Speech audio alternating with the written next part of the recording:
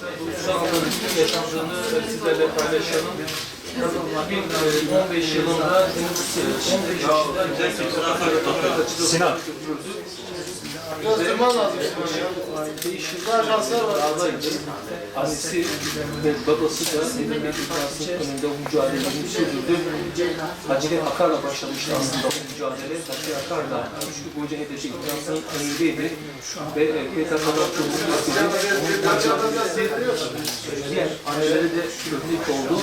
Ve anneler babalar hedefi kreasyonuna geldiler. Orada büyükçe çoğaldılar. Biz hiçbir şekilde buradan ayrılmıyoruz. Çocuklarımız gelene kadar ve o annelerden birisi kardeşi Ceylan dedi.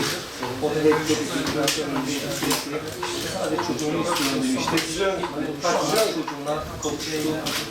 O anları Ağlar Partisi şu anda Ceylanlara getiriyoruz. Ceylan, oğlunun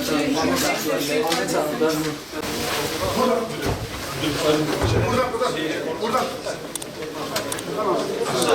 Bizim